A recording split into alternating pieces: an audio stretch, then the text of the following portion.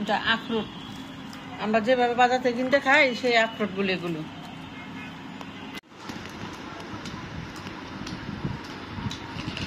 এগুলো হলো এই ধরনের বাদাম। তো এটা একটু ফাটা আছে, দেখেন এটা একটা মেশিন বানাইছে, তো মেশিনটা দিয়ে এটা ফাঁকা করতে হইব।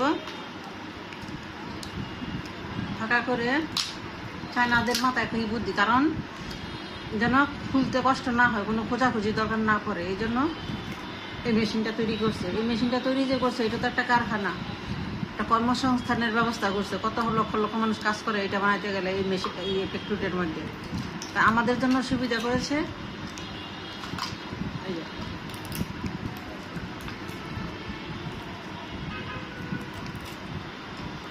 এই যে বাদামটা এভাবে বের করতে হবে।